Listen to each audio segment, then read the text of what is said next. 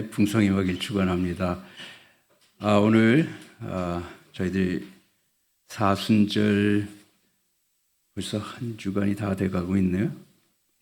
사순절 하나님 말씀 같이 찾아보겠습니다. 하나님 말씀은 로마서 6장 1절부터 14절까지 긴 구절인데 우리가 오늘은 둘로 나눠서 읽겠습니다. 1절부터 5절까지 먼저 말씀을 읽고 나중에 6절부터는 나중에 또 읽겠습니다. 1절부터 5절까지 함께 읽어보겠습니다. 그런즉 우리가 무슨 말을 하리요? 은혜를 더하게 하려고 죄에 거하겠느냐? 그럴 수 없느니라. 죄에 대하여 죽은 우리가 어찌 그 가운데 살리요? 무릇 그리스도 예수 합하여 세례를 받은 우리는 그의 죽으심과 합하여 세례를 받은 줄을 알지 못하느냐? 그러므로 우리가 그의 죽으심과 합하여 세례를 받음으로 그와 함께 장사되었나니 이는 아버지의 영광으로 말미암아 그리스도를 죽은 자 가운데서 살리심과 같이 우리로 또한 새 생명 가운데서 행하게 하려 함이라. 만일 우리가 그의 죽으심과 같은 모양으로 연합한 자가 되었으면 또한 그의 부활과 같은 모양으로 연합한 자도 되리라. 아멘. 오늘 말씀의 제목은 사순절을 지키고 있습니까? 하는 제목입니다. 근데 오늘 말씀은 설교보다는 제가 준비한 거는 좀 더 이 세미나 스타일로 제가 여러분에게 말씀을 드리고 마지막에 이 로마서에 대해서 잠깐 여러분과 함께 말씀을 나누고자 합니다. 그래서 제가 여러분이 좀 불편할까 봐 성경을 대략 그냥 찾아놨습니다. 필요한 것들은. 여러분 정말 사순절 지키고 계십니까? 우리 목사님께서 하도 사순절 지키라고 하니까 여러분께서 어떻게 하는지 모르겠는데 뭐 오늘 저 마가복음 뭐 쓰는 거를 받으셨으니까 이제 마가복음을 이제 필사도 하시면서 이제 사순절을 지키겠죠. 제가 신학교에 다닐 때 친구 전도사들하고 함께 열심히 사순절을 지킨 적이 있습니다. 그때 사순절 기간 동안에 우리가 무엇을 하며 지낼까 이렇게 서로 이제 대화를 하던 그 이야기가 생각이 났습니다. 한 친구가 이제 하는 얘기가 사순절 기간 자기는 늘 아침마다 즐기는 그 커피를 6주 동안 자기가 커피를 끊겠다. 그러니까 그 사순절 기간 동안 커피 한 잔도 안 마시겠다. 우리 이 목사님이 그러시더라고요. 자기도 커피 안 마신다고. 그랬더니 커피 대신에 그럼 대신 다른 걸 마시겠대. 그거는 금식이 아니지, 그게. 그래요? 근데 그랬더니 옆에서 또 한 친구가 하는 얘기가 자기는 고난주간 동안에 자기가 즐기는 햄버거를 안 먹겠대요. 그 당시 우리 이 전도사들은 햄버거 가지고선 이 프로틴을 얻었거든요. 근데 햄버거 안 먹으면 어떻게 해요? 뭐 스테이크를 먹을 수도 없는 처지에서 말이죠. 그때 또 한 친구가 한 얘기가 자기는 이 사순절 기간 내내 자기는 그냥 샐러드만 먹겠대요. 밥도 안 먹고. 그래서 속으로 뭐 다이어트를 하나 이제 그렇게 생각을 했습니다. 그랬더니 한 친구가 또 하는 얘기가 자기는 이 매주 금요일 날마다 금식을 하겠답니다. 매주 금요일 날마다. 그래서 왜 매주 금요일 날마다 금식을 하느냐 그랬더니 우리 주님께서 십자가에 달리신 날이 금요일이다. 그러니까 주님께서 십자가에 달리셨으니까 그날을 생각하고 주님께 감사하는 마음으로 그 은혜에 감사하는 그런 생각으로 자기는 금요일 날 금식을 하겠다 이렇게 얘기했어요. 여러분은 사순절을 어떻게 지낼까 생각을 해보셨습니까? 사순절은 무엇인가요? 무엇인데 이렇게 좀 어떻게 교회들이 요즘 와서는 좀 특별하게 좀 그런가 얘기하는 것 같아요. 사순절은 그 로마 가톨릭이나 동방정교회, 뭐 성교회 또 여러 그 개신교를 포함해서 많은 교파들이 지키는 기독교 캘린더의 아주 중요한 절기 중에 하나입니다. 중요한 절기 중에 하나다. 정년절기죠. 예수님의 부활을 기념하는 부활절을 앞두고 자신을 성찰하고 속죄하며 영적 육신적으로 준비하는 시간입니다. 사순절은 4세기 초에 기독교에 뿌리를 두고 있습니다. 사순절 렌트라고 부르는데요. 렌트는 봄의 시작을 의미하는 랜턴이라는 말에서 파생이 됐습니다. 그러니까 기독교의 절기가 대부분 하루인데 이 사순절은 40일 동안을 지키고 있어요. 사순절의 관행은 마태복음, 마가복음, 누가복음에 묘사된 예수님의 광야에서 금식한 그 40일을 따르는 것인데, 그러니까 이 렌트 기간 동안에 이 봄에 새롭게 우리의 그 새 생명 같은 그런 믿음이 자라가지고 40일 동안 이 믿음을 키워보겠다는 그런 그 간절한 그런 마음 속에서 이렇게 사순절을 지킨다 이렇게 얘기를 하고 있습니다. 그런데 그 성경에서는 40이라는 숫자가 좀 특별한 그 의미를 갖고 있지 않습니까? 그러니까 사순절 그 40이라는 숫자가 시련이라든지 시험이라든지 어떤 준비 기간을 이야기하고 있는데, 예를 들자면 모세가 십계명을 받기 전에 시내산에서 40일을 금식을 하면서 이 하나님의 율법을 받지 않았습니까? 이스라엘 백성들도 광야에서 40년 동안 하나님의 약속의 땅을 들어가기 전에 광야에서 40년 동안은 훈련을 받았습니다. 그러니까 우리가 매년 우리 영적 준비 기간을 부활절 앞에 설정한 것이다. 아주 그러니까 의미가 큰 겁니다. 그러니까 렌트, 믿음의 새싹이 솟아나 자라는 사순절 기간이다. 이렇게 생각을 하시면 될 것 같아요. 근데 이 사순절이 수요일 날, 그러니까 그걸 영어로 해서 애쉬 웬즈데이라고 하죠. 성회 수요일이라고 얘기하는데, 수요일 날, 지난주 수요일 날부터 시작이 됐습니다. 아마 어떤 분들은 텔레비에서 미국의 무슨 여러 관료들이 머리에다가 이렇게 이마에다 십자가 이렇게 그려놓고선 그 기자회견하는 거 보신 기억이 있을지 모르겠어요. 그런 것이 지난주에 나타났는데 많은 사람들이 그거에 대해서 좀 비판을 했어요. 정부에서 정부 관료들이 자기가 기독교인이라고 이걸 하고 다니냐 이렇게 얘기를 하더라고요. 이 성회라는 것이 인간의 죽음과 회개를 상징하는 그 죄를 이마에 바르면서 창세기 3장 19절의 말씀을 이렇게 선포하는 겁니다. 너는 흙이니 흙으로 돌아갈 것이다.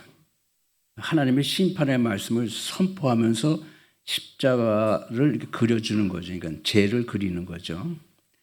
그러니까 이 말씀을, 그러니까 심판의 말씀을 들을 때에, 그리고 죄를 이마에 딱 바를 때에 그 기분이 어떨까 하는 생각을 한번 해보세요.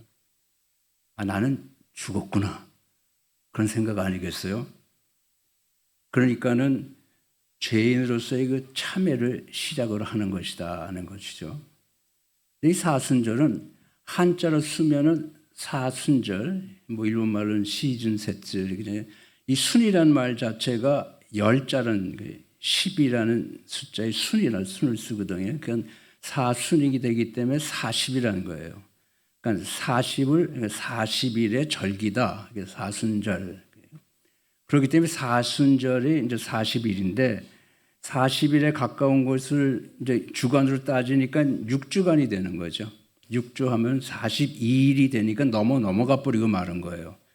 그렇기 때문에 주일날은 사실은 느헤미야 8장 9절에서 10절까지의 말씀 속에서 그렇게 말씀을 하고 있잖아요.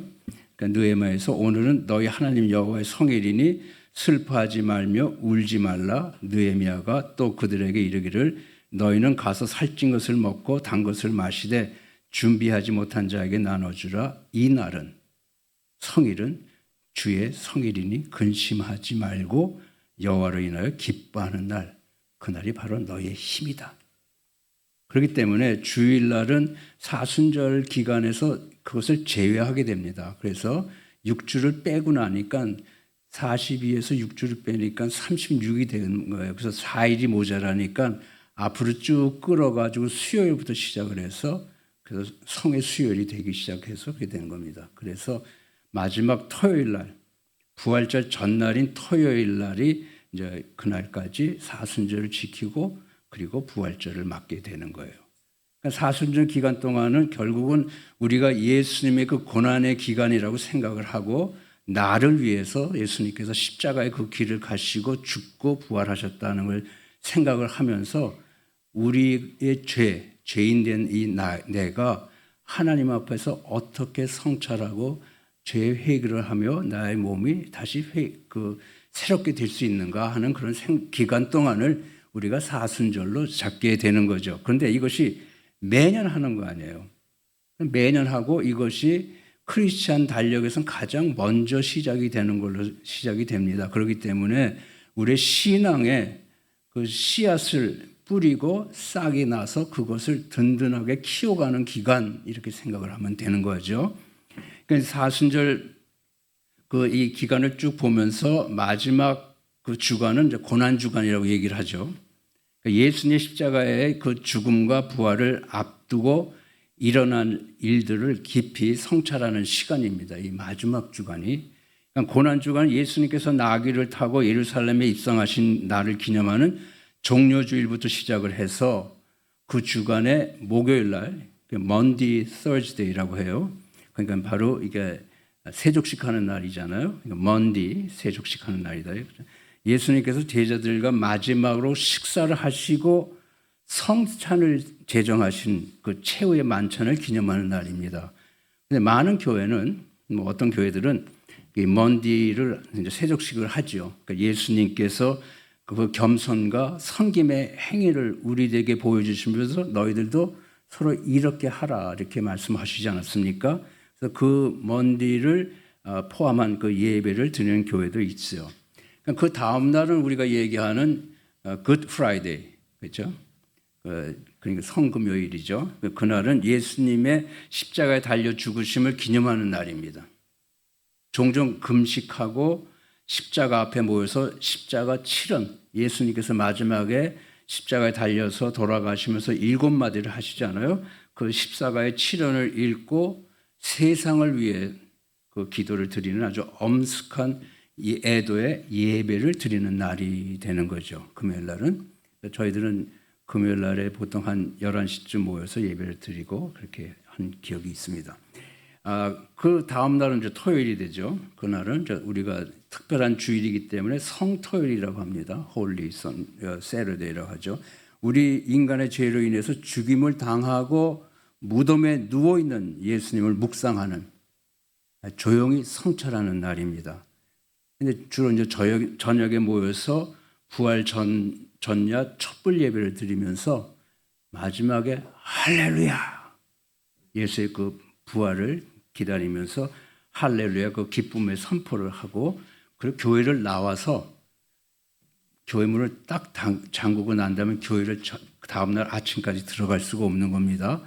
그 교회가 바로 예수님의 무덤이 되기 때문에 이미 예수님이 죽어서 누워있다는 생각을 하고 그래서 주님의 부활을 감사하는 새벽에 해 뜰 때 그 예배까지 교회를 들어가지 않고 엄숙하게 주님을 위해서 우리가 함께 기도하는 시간이 됩니다. 이렇게 사순절이 예수님의 고난과 희생을 기억하고 우리 각자의 삶을 돌아보면서 죄의 용서와 변화를 추구하며 부활을 통해 가져온 희망과 구원받은 새로운 삶을 축하하는 시간이 되는 겁니다.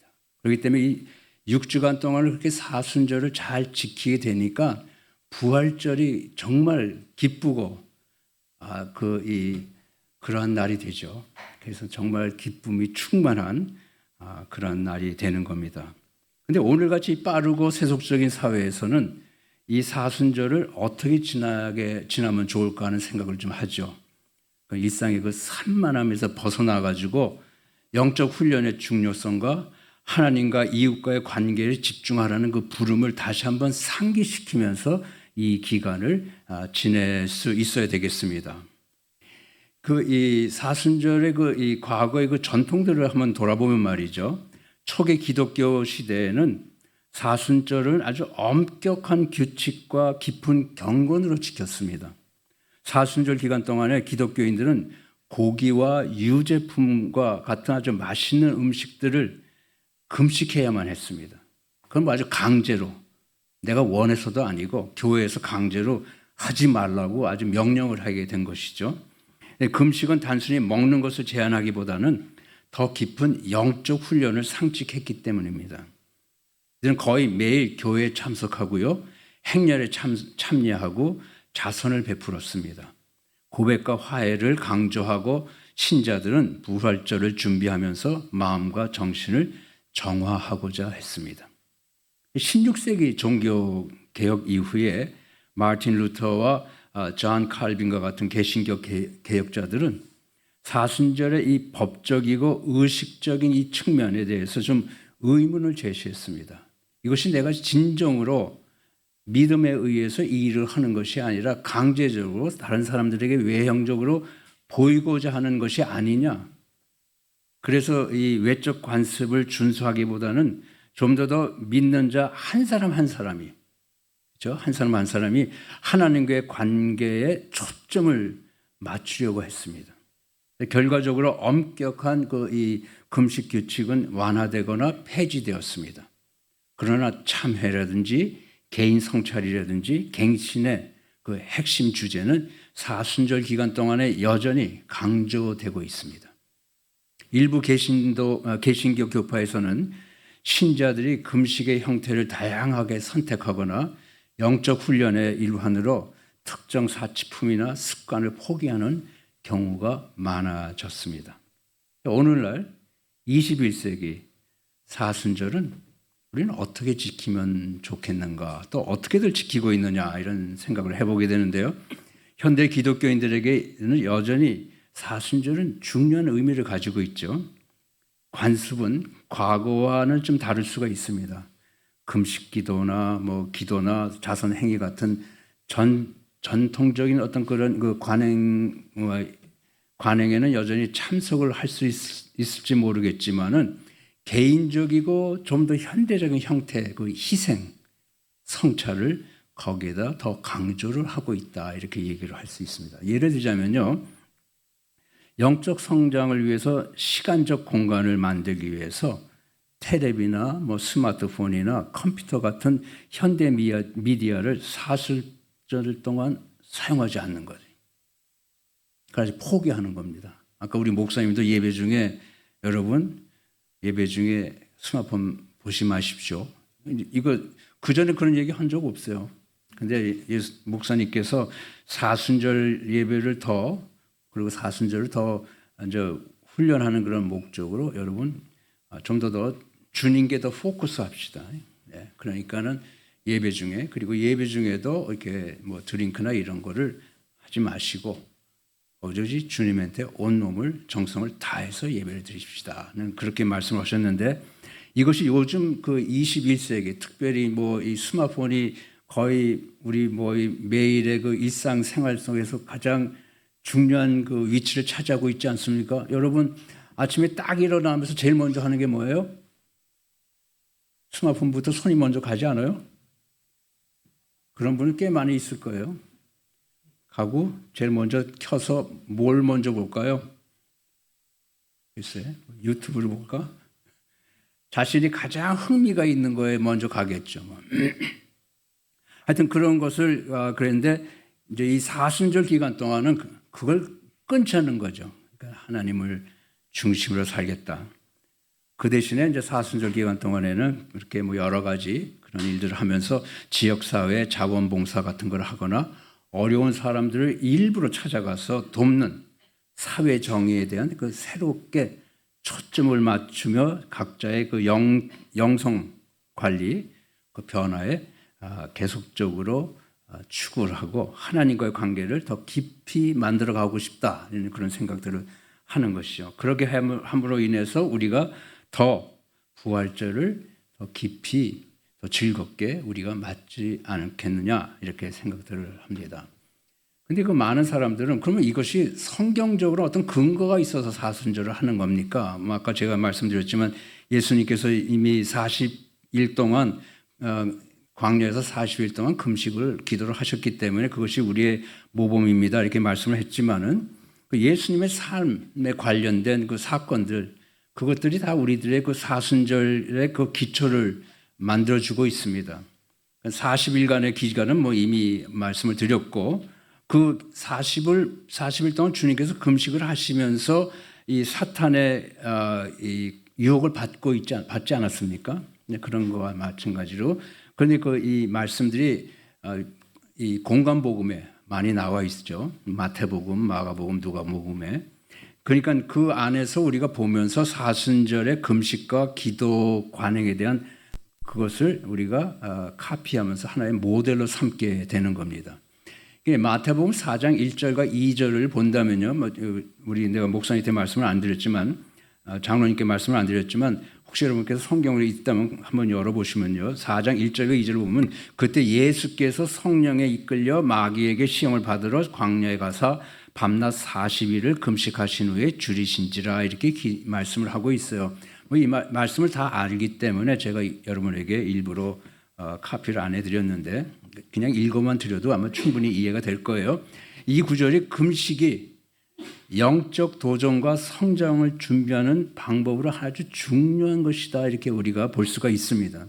그러니까 사순절 동안 금식은 단순한 자기의 부정이 아니고 예수님께서 보여주신 것 같이 절제와 하나님에 대한 철저적인 의존을 모방하는 이 수단이 된 것이 아니겠습니까? 그러니까는 사탄에게 예수님께서 이 시험을 받으실 때 철저하게 하나님의 말씀을 의지하면서 이제 그러니까 우리도 이 40일 동안의 기간 동안 하나님을 의탁하면서 우리가 하나님을 앞에서 우리가 무엇인가를 드리면서 나의 자신의 어떤 희생을 하나님께 보일 때 그것이 나의 그냥 희생을 보이는 것이 아니라 하나님을 이것 대신에 하나님을 의탁하겠다는 그러한 의도로 이 일을 하게 되는 것이죠. 근데 이제 우리가 특별히 이사야서 여러분께 제가 카피를 보여드렸지만 58장 6절을 보면요, 이 특별하게 금식에 대한 그 구절 말씀이 있습니다. 내가 기뻐하는 금식은 흉악의 결박을 풀어준다. 멍에 줄을 끌어주며 압제당하는 자를 자유하게 하며 금식이 말이죠. 모든 멍에를 꺾는 것이 아니겠느냐. 그러니까 우리가 금식을 함으로 인해서 그러한 멍에들이 깨어져 나간다는 거 아니겠습니까? 그렇다면은 이 금식은 정의와 자비와 연결시키면 사회적 차원으로 우리가 끌어올릴 수가 있지 않겠느냐. 이 기간 동안에 금식을 하면서 지금 우리가 가장 흥미있고 제일 먼저 유튜브를 보면서 찾아보고자 하는 그 한국 사회의 부정과 부패와 불의를 해소하기 위해서 우리가 무엇을 해야 되겠느냐? 난 이번 이 사순절 기간 동안 이 금식을 하면서 이 한국 나라를 위해서 기도해 보겠습니다. 그렇게 할 수가 있는 거 아니겠어요?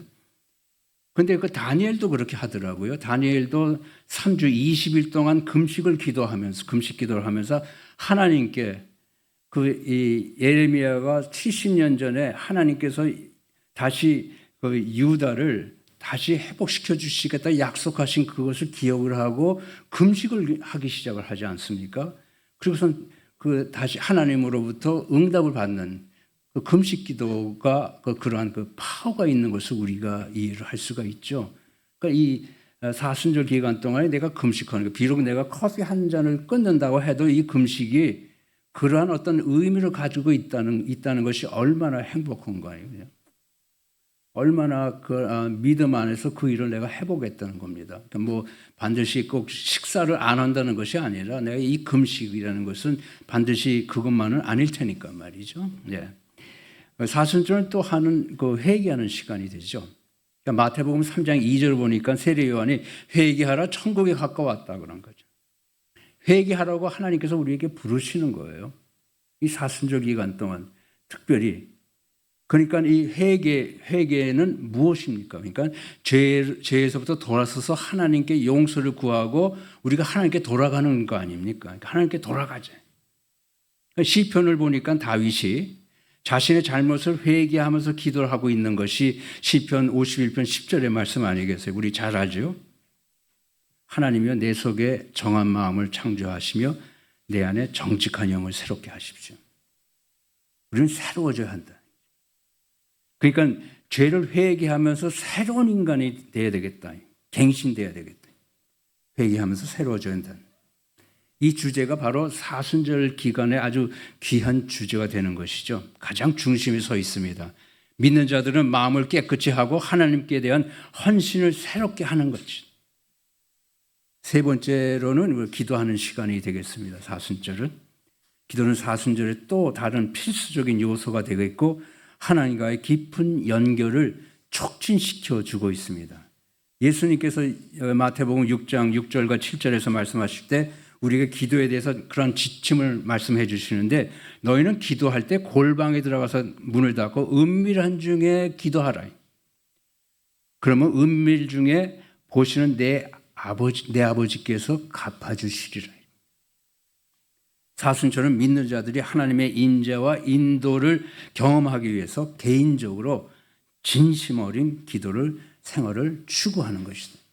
이 사순절 기간 동안에 더욱더 하나님께 깊이 가까이 가면서 하나님과 나와의 개인적인 관계를 만들어가는 것이다. 그걸 기도하면서 나의 기도만이 하는 중요한 것이 아니라 하나님께서 하시는 음성을 듣기를 소원하는 것도 좋잖아요. 그렇죠? 하나님 어떻게 하면 좋겠어요? 막 내 의견을 막 얘기하기보다는 하나님 이런 문제가 있는데 어떻게 하면 좋겠어요? 보여주세요. 말씀해 주세요. 그리고 기다려보는 거예요. 듣는 거예요. 네 번째로 사순절은 구제와 봉사하는 기간이다. 그동안에 너무 바쁘고 다른 일에 이 시간을 낼 수가 없었지만은 이 기간은 특별하게 우리 주님께서 나를 위해서 희생하셨다는 걸 기억을 하고 우리도 한번 그런 일들을 해보는 거죠. 한번 말이 좀 무섭지만요. 예. 그러니까 구제는 뭡니까? 빈곤한 사람들 찾아가 구제하는 것은 성경에 깊이 뿌리 박힌 관행 아니겠습니까? 마태복음 6장 2절부터 4절에서 예수님은 이렇게 말씀을 해 주십니다.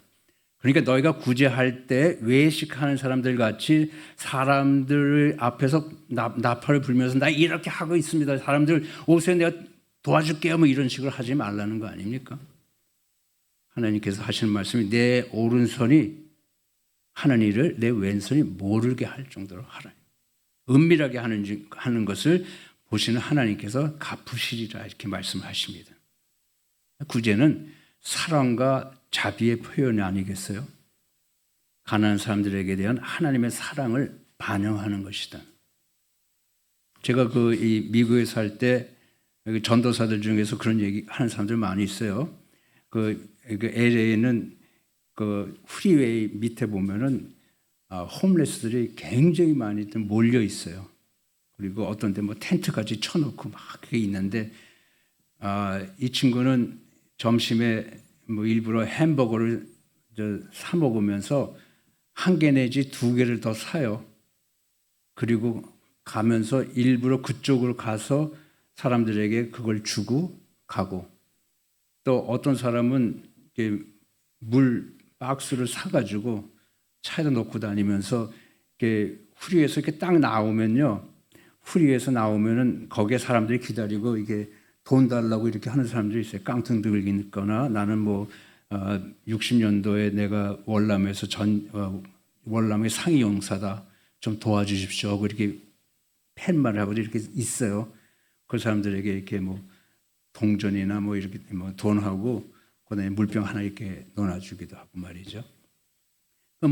여름이니까 덥기도 하고 거의 LA는 항상 더우니까 그냥 그 물병을 이렇게 놓아주는 걸 봤습니다. 그런 것은 결국은 하나님의 일종의 사랑이죠. 사랑을 보여주는 것입니다. 부활절 구제 행사를 했던 기억이 있어요, 제가. 근데 이제 간판을 뭐라고 했냐면 이삭 죽기 5km 걷기 대회를 했습니다. 그러니까 이삭 죽기라는 것은 여러분 잘 아시다시피 추수하고 난 다음에 떨어진 것들을 이렇게 줍는 거 아니에요? 룻기에서 나오는 거지. 이삭을 줍는데 교회가 사순절을 하면서 기도하면서 이 주위에 있는 어려운 사람들을 도와주는 방법으로 이삭 주기 걷기 대회를 하는데 5km를 걸으면서 키로마다 얼마를 내겠다.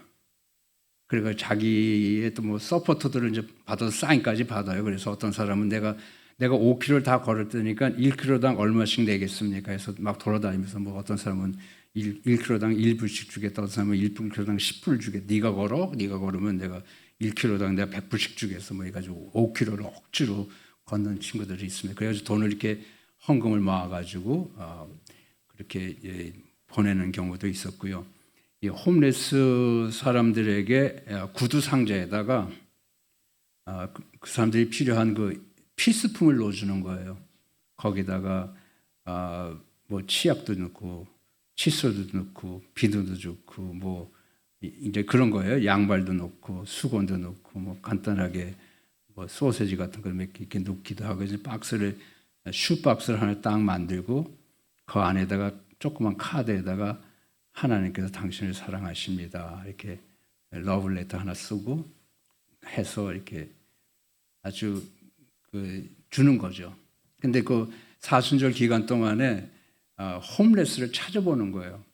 근데 그건 이제 교인들한테 숙제를 줬더니 그 전까지는 모르는 거예요. 그 자기네 동네에서 홈레스가 있었다는 걸 모르는 거예요. 그런데 이제 교회에서 이 숙제를 줬더니 눈을 이제 뭐 막 거기서 찾아봤더니 동네 자기가 모르는데 막 사람들이 있는 거예요. 홈레스가. 그래서 그렇게 박스를 해서 일부러 가가지고 박스를 주면서 하나님께서 당신을 사랑하십니다 하면서 이제 그렇게 하는 걸 봤습니다. 그렇게 하는 거죠. 그러니까 여기까지가 제가 오늘 일종의 그 말씀의 서론으로 세미나를 드린 건데, 그러면 이제부터는 이제 로마서를 나머지 부분을 읽고 간단하게 여러분께 말씀을 드리겠습니다. 자, 6절부터 같이 함께 읽겠습니다.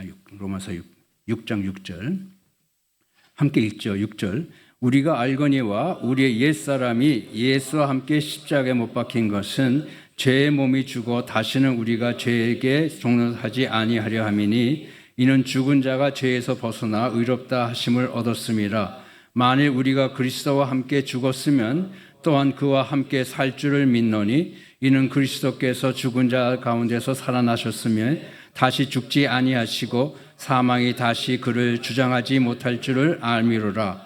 그가 죽으심은 죄에 대하여 단번에 죽으시며 그가 살아계심은 하나님께 대하여 살아계심이니 이와 같이 너희도 너희 자신을 죄에 대하여는 죽은 자요 그리스도 예수 안에서 하나님께 대하여는 살아있는 자로 여길지어다.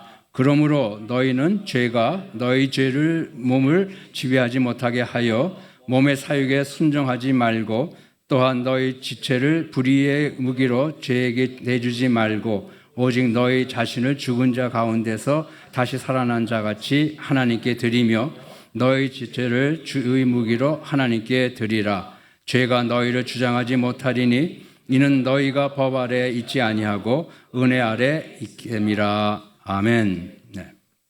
그러니까 이 로마서 6장 우리가 1절부터 14절까지의 말씀은 바울이 세례가 그리스도와 함께 죽고 부활하는 상징으로 매우 깊은 의미가 있음을 강조하고 있습니다.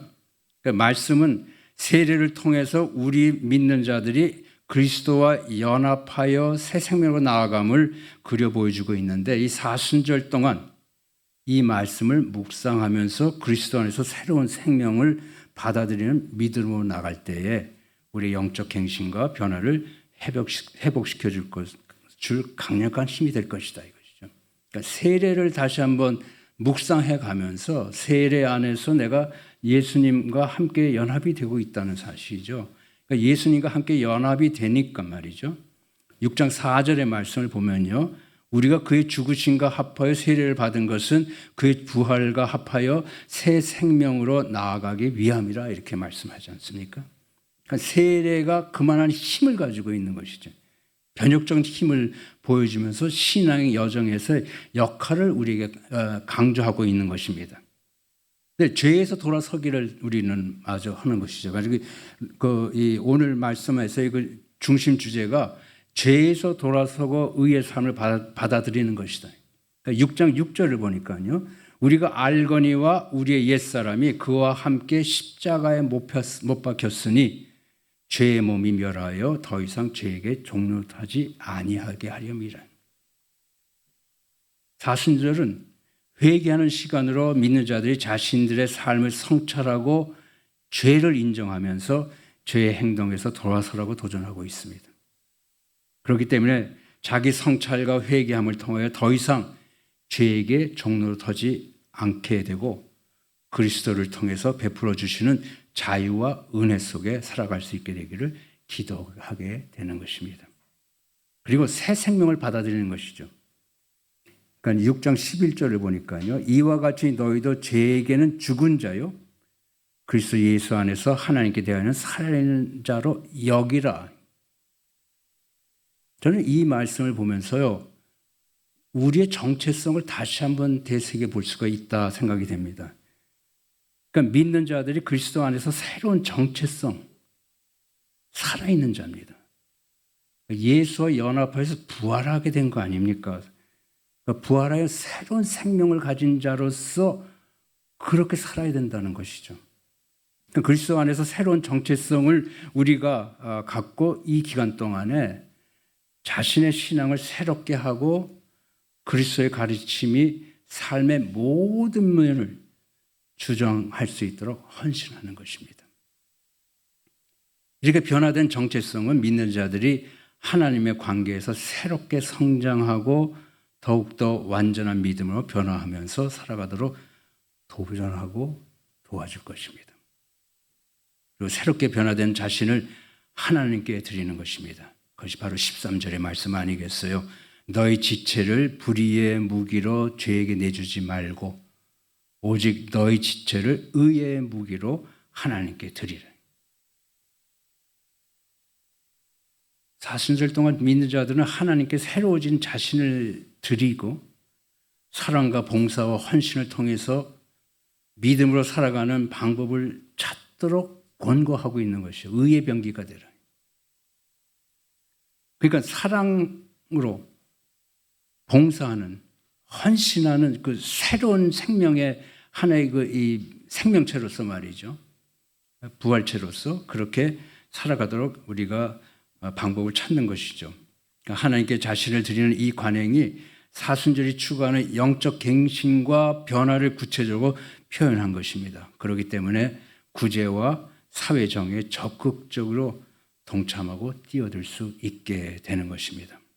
사랑하는 성도 여러분, 이 사순절을 지키는 동안에 본문에서 인도하는 새로운 생명을 받아들이고 죄에서 돌아서며 의의 삶과 봉사에 헌신할 때 금년 사순절은 더 깊고 의미 있는 부활절 축하로 이어지는 그 심오한 영적 성장과 변화를 경험하게 될 것입니다. 근데요, 7절 말씀을 제가 이렇게 보면서 이렇게 느꼈습니다. 이 로마서에서는 우리에게 의인화, 그다음에 성화, 영화에 대해서 우리에게 가르쳐주고 있는데 이 6장에서 이 말씀을 전부 다 볼 수가 있게 되는 거예요. 그 7절에서 말씀에서는 그렇게 되지 않습니까? 이는 죽은 자가 죄에서 벗어나 의롭다 하심을 얻었다. 의롭다 칭함을 얻게 된 거 아닙니까?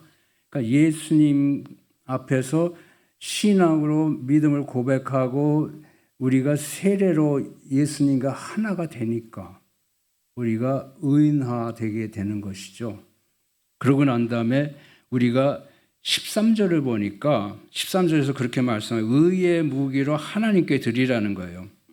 너희 자신을 죽은 자가 가운데서 다시 살아난 자같이 하나님께 드리며 너희 자신을 의의 무기로 하나님께 드리라. 이 의의 무기로 하나님께 드리는 이 과정이 바로 성화 과정이 아니겠느냐 이거죠.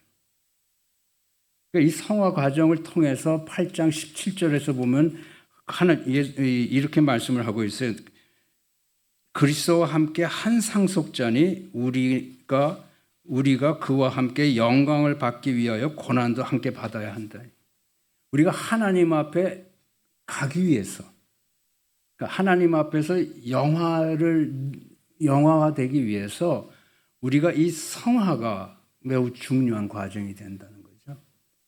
그러니까 의인된 우리들은 바로 하나님의 의의 병기로서 이 사순절을 지내면서 이 하나님 앞에 서 있는 내 자신을 바라본다. 그렇게 보면 조금 더 무섭죠. 오히려 주님을 본다는 것이 훨씬 더 귀한 말씀이 되겠는데, 그러니까 우리가 이 말씀, 이 사순절 기간 동안에 우리 자신이 성화되면서 하나님의 나라의 백성으로서의 그 모습으로 변화돼가는 그런 이 과정을 겪자일 것이죠. 이것이 사순절 기간입니다. 그러니까 여러분께서 우리가 같이 오늘 말씀을 같이 나누면서 느꼈던 그러한 것들이 이번 사순절 기간 동안에 주님 안에서 여러분이 마음껏 영적으로 성장하면서 하나님 앞에 큰 기쁨을 올려드리는 귀한 시간 되기를 예수님으로 축원합니다. 기도하겠습니다. 하나님 아버지, 우리를 구원하기 위해서 고난의 길을 가시고 십자가의 희생물이 되어 죽고 부활하신 우리의 부활의 주 예수님, 당신을 사랑합니다. 금년에도 저희는 사순절을 맞아 주님께서 가신 길을 뒤쫓아 걷습니다. 저희와 같이 죽을 죄를 지은 자들에게 영원한 삶, 하나님의 보호자 앞에서 살도록 죽음도 아끼지 않으신 우리 구주 예수님을 찬양하고 감사를 드립니다. 금년 사순절 기간 동안 성령의 인도하심 아래서 예수님을 닮아가면서 삶의 변화를 꾀하고 금식과 기도와 말씀을 읽고 필사를 하며 이웃을 돕고 나라를 위해 기도하며 봉사하는 그런 생활 속에서 하나님께 감사하는 삶을 살도록 인도해 주시옵소서. 이 기간의 모든 시간을 주님의 영광을 위해 드립니다. 받아 주시옵소서. 감사 찬양을 드리고 예수 그리스도의 이름으로 기도합나이다. 아멘.